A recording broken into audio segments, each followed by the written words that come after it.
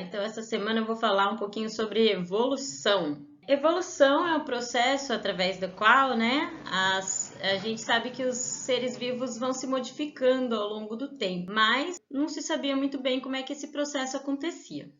Quais são as evidências de que os seres vivos estão se modificando ao longo do tempo, Fósseis, que mostram que existiam seres vivos que não existem mais e que também alguns seres vivos parece que dependendo da época eles estão um pouquinho diferentes, até de uma maneira gradual até chegar como eles são hoje.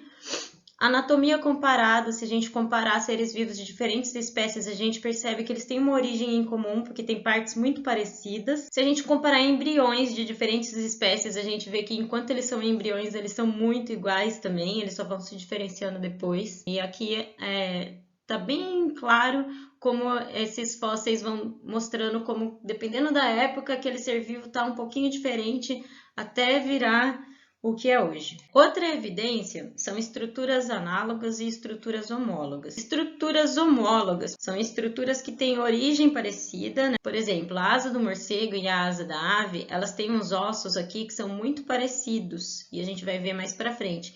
Então, parece que a origem dessas asas, elas têm um ancestral mais perto um do outro do que, por exemplo, a asa de um morcego para a asa de um inseto. É muito diferente, Não tem osso, aqui é feito de quitina, é outro material, Quando eu tenho estruturas que elas têm a mesma função, mas elas têm origem muito diferente, aí eu chamo de estruturas análogas, ou analogia. Aqui eu tenho a nadadeira de uma baleia, a patinha da frente de um sapo, a perna da frente de um cavalo, de um leão, o braço de um homem e a asa de uma ave.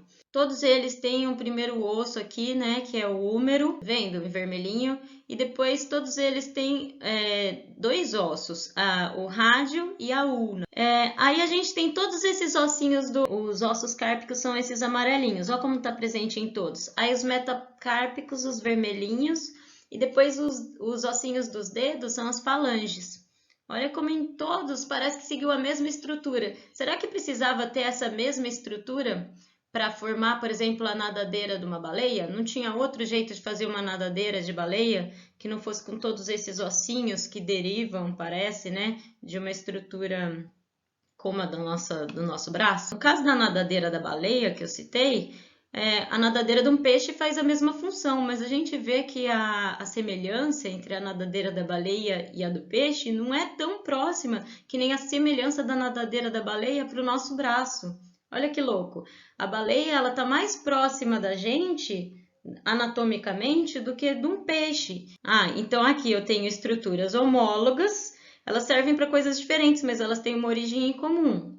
E aqui eu tenho estruturas análogas, elas servem para a mesma coisa, mas parece que elas têm origem diferente. Outra evidência de evolução, órgãos vestigiais. Tem partes do corpo de alguns seres vivos que não servem para mais nada hoje. Então eles estão lá só para indicar que já serviram para alguma coisa no passado. Por exemplo, na baleia, de novo, ela tem uns ossinhos aqui que indicam que ela tinha patas antes. Esses ossos hoje não têm função mais na baleia, eles estão soltinhos do esqueleto dela. A gente também vê uma formação saindo da costela, da coluna das cobras, que também indica que as cobras tinham patas antigamente. E será que nós temos órgãos vestigiais? Sim, esse último ossinho aqui da nossa coluna, o cóccix, ele é um ossinho meio móvel, mas ele está imóvel porque a gente não consegue mexer ele. Ele indica que o nosso ancestral tinha uma cauda. A gente também tem um pedacinho lá do intestino grosso, um fiozinho assim enroladinho que chama apêndice, que só serve para dar apendicite também, para inflamar. Aí teve um cientista que chama Lamarck, que tentou explicar como que esses seres vivos iam se modificando. Ele acreditava que os seres vivos, quanto mais eles tentavam usar uma parte do corpo, mais essa parte do corpo se desenvolvia. E quanto menos usava essa parte do corpo, mais ela atrofiava, até que ela podia até sumir. Essa lei de Lamarck ficou conhecida como lei do uso e desuso. Então, no caso de uma girafa, lá na savana africana, que tem mais gramíneas e umas árvores bem altas, Então, para ela conseguir alcançar aquelas folhas das árvores altas, ela ia começar a esticar o pescoço dela. Isso ia fazer o pescoço dela começar a ficar mais comprido. E a outra lei de Lamarck dizia que essa girafa que conseguiu crescer o pescoço ia transmitir essas características para os filhos dela. Mas a gente sabe que isso não é muito verdade. Porque se você for na academia e ficar malhando e ficar bombadão, não significa que você vai ter um filho também cheio de massa muscular. Se você ficar indo para a praia até ficar bem bronzeado, não significa que você vai ter um filho bronzeado já. Então, algo aí estava errado. Aí teve esse outro cientista que chama Charles Darwin. Eu vou contar a historinha. O Darwin, ele é inglês e ele foi a bordo de um navio que chama Beagle, que estava indo aqui para América, para mapear certinho a América, né? E aí o capitão convidou ele para ir. Beleza. Aí ele chegou primeiro aqui no Brasil, ó, na Bahia, depois foi para o Rio de Janeiro. E a primeira coisa que ele se impressionou, ele era bem religioso. Ele foi até o final da vida dele, mas a princípio ele era criacionista. Ele viu duas coisas que abalaram um pouco a fé dele. Primeiro foi uma mosca que punha ovos numa lagarta e as larvinhas dessa mosca comiam a lagarta por dentro. E ele falou, nossa, Deus, por que Deus ia criar uma coisa tão malvada, né? A outra coisa é que ele se deparou com a escravidão, que lá na Inglaterra já tinha sido abolida, né? Depois, ele foi aqui para baixo um pouquinho para o Uruguai. Lá no Uruguai, ele encontrou fósseis de um ancestral de tatu e de um ancestral da preguiça. E eles eram gigantes. Era tipo uma preguiça, só que gigante, e tipo um tatu, só que gigante. E ele pensou, por que esses bichos não existem mais? Por que os tatus e as preguiças que existem hoje são pequenas, né? Por que mudou? Aí depois ele continuou indo lá para Patagônia. Ele encontrou duas espécies diferentes de ema. Tinha uma ema menorzinha e tinha uma ema maior, que elas ficavam em lugares diferentes. Mas elas eram tão parecidas que ele achava que elas tinham vindo do mesmo ancestral. E aí depois ele foi para tal das Ilhas Galápagos, né? Que foram várias pesquisas, mas eu acho que a mais famosa foi dos bicos dos tentilhões, né? Ele observou umas espécies de ave que elas estavam aparentadas. Dava para ver que elas eram parentes, assim, tanto que olha o nomezinho científico delas, começa com o mesmo nome, né?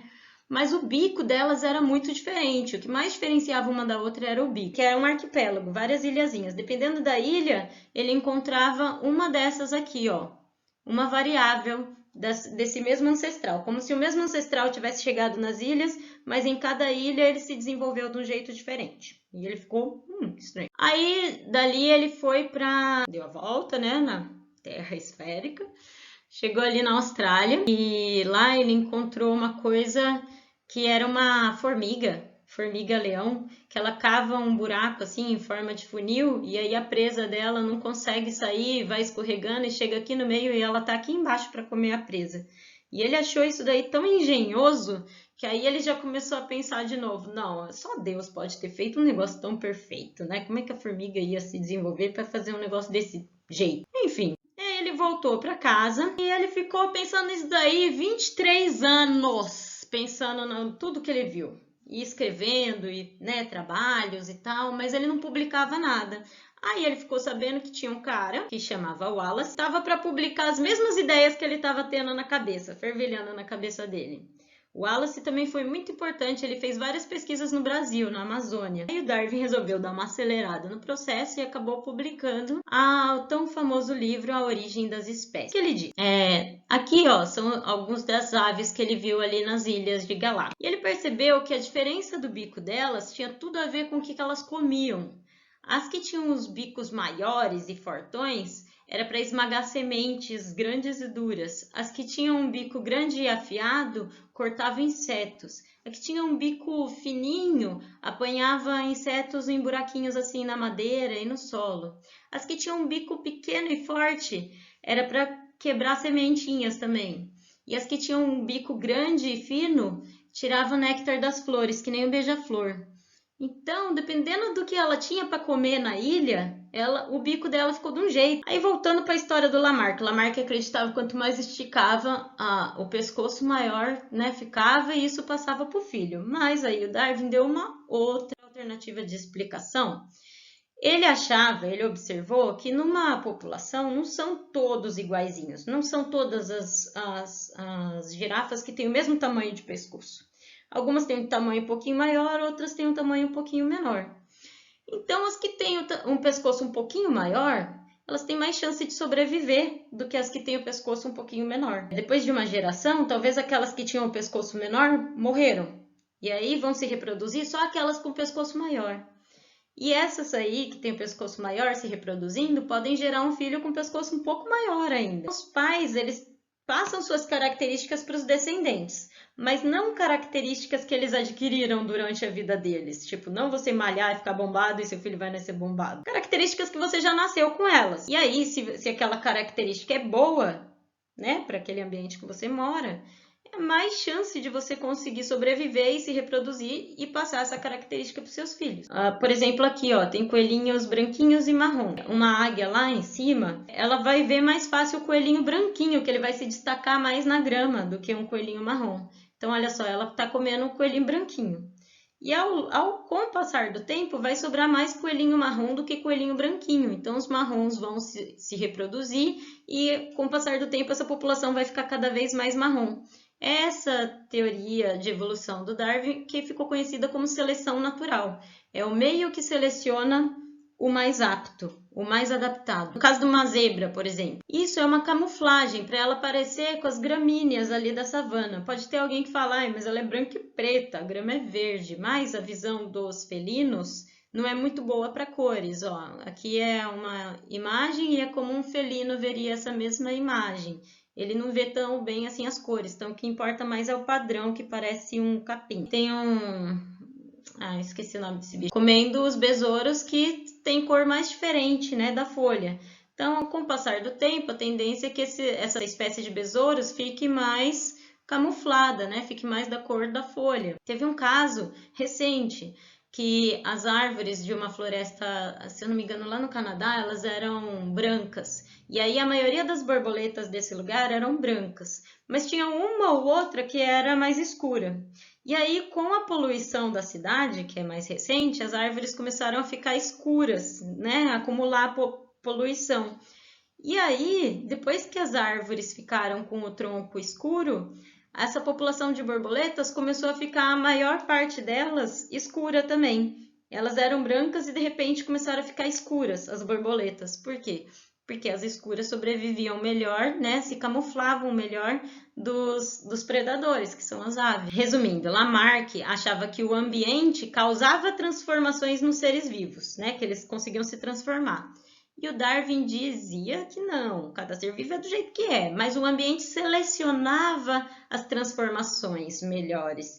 Então, o meio ambiente selecionava os mais adaptados, os menos adaptados morriam. Também a gente vê isso no dia a dia, seleção artificial. Como que são geradas as plantas alimentícias, né? Nossa base de alimentação. Deixa eu começar aqui de novo. Imagina, tem uma plantinha há muito tempo atrás e eles quiseram pegar a mais gordinha, tipo um alface, pegaram com mais folha. E aí, ó, deu um monte, ele pegou também a mais gordinha, com mais folha. Aí deu um monte, ó, ele vai pegar sempre a mais gordinha. Então, com o passar do tempo, das gerações dessa espécie, como eu estou selecionando sempre aquela com a característica que eu quero, né, que é ser mais folhuda, ou no caso de uma fruta mais cheia de polpa, mais doce, ao longo do tempo da seleção do homem, essa planta vai se modificando. Então, do mesmo jeito que o homem faz a seleção artificial, que são as características que ele acha melhor, a natureza faz a seleção natural. E às vezes as espécies vão se modificando tanto, alguns indivíduos vão se modificando tanto que eles acabam virando outra espécie diferente. Assim que vai surgindo espécies diferentes ao longo do tempo. Imagina uma população de peixes. Aí de repente, por algum motivo, acontece uma barreira e eles se separam em duas populações, né? Depois de um tempo, eles vão ter se transformado em espécies diferentes por causa dessa barreira geográfica. Sempre vai ter uma mínima diferença de um ambiente para o outro. E mesmo se não tiver diferença nenhuma de um ambiente para o outro, também ocorrem mutações genéticas dentro de uma mesma população, que ao longo do tempo pode fazer ela se modificar, aí cada uma vai evoluir da sua forma. E é muito importante a gente perceber que a evolução não é um caminho linear, não é uma direção só. Então, no caso da girafinha que eu falei, ela tinha um ancestral, esse ancestral foi evoluindo para virar girafa, mas alguns deles evoluíram de outra forma para virar um outro bicho que tem hoje também, que chama okapi. Por exemplo, todos nós tivemos um ancestral comum, que provavelmente era um micro-organismo, né? Tipo uma bactéria, menos ainda, uma célulazinha. A primeira célula, antes da primeira célula, acredita-se que era uma estrutura que chamava coacervado. E aí, depois da primeira célula, começaram a surgir bactérias, cianobactérias, protozoários, que já é um pouquinho diferente da bactéria, porque tem uma célula mais especializada, que é uma célula com núcleo para o DNA. E aí, dessa célula mais especializada aí, dos protistas, se desenvolveram fungos e plantas e animais. Por isso, é muito importante a gente pontuar que a evolução não é um caminho linear, não é do ancestral para o macaco para o homem, não é isso. Tivemos um ancestral em comum com o macaco, e o macaco é como se fosse, nosso primo. É o ser vivo do mundo animal que tem o parentesco mais próximo com a gente. Não dá pra gente negar a semelhança. Aqui, ó, o protista que deu origem a toda a vida, né? E aí, desse protista, que pode até continuar existindo, foram se ramificando. Não significa que esses outros seres vivos que foram surgindo não existem mais. Eles podem existir até hoje, né? Mas conforme vai acontecendo alguma especiação, vai saindo outro galho e vai surgindo outra espécie diferente. Esse tipo de gráfico chama cladograma. Se a gente seguir esse caminho aqui do cladograma, esse GIF aí do lado está mostrando como seria a evolução do homem. Para terminar, então, nessa bela história, eu vou ler o último trecho do livro A Origem das Espécies, do Darwin. Último parágrafo. É importante contemplar uma ribeira exuberante, atapetada com numerosas plantas pertencentes a numerosas espécies, abrigando aves que cantam nos galhos, insetos variados que saltitam aqui e acolá, vermes que rastejam na terra úmida. Se pensar-se que essas formas, tão admiravelmente construídas, tão diferentemente conformadas e dependentes umas das outras de uma maneira tão complicada, foram todas produzidas por leis que atuam ao nosso redor. Estas leis, tornadas no seu sentido mais amplo, são a lei do crescimento e reprodução, a lei da hereditariedade, que implica a lei da reprodução, a lei de variabilidade, resultante da ação direta e indireta das condições de vida, do uso e não uso, a lei da multiplicação das espécies em razão bastante elevada para provocar a luta pela sobrevivência, que tem como consequência a seleção natural, que determina a divergência de caracteres, a extinção de formas menos aperfeiçoadas. O resultado direto dessa guerra da natureza, que se traduz pela fome e pela morte, é, pois, o fato mais notável que podemos conceber, a saber, a produção de animais superiores. Não há uma verdadeira grandeza nessa forma de se considerar a vida, com os seus poderes diversos atribuídos primitivamente pelo Criador, com letra maiúscula, né? Deus, a um pequeno número de formas, ou mesmo a uma só? Ora, enquanto nosso planeta, obedecendo à lei fixa da gravitação, continua a girar na sua órbita, uma quantidade infinita de belas e admiráveis formas, originadas de um começo tão simples, não cessou de se desenvolver e desenvolve-se ainda. Legal, né, gente? Bom, adoro. Um beijo e até a próxima.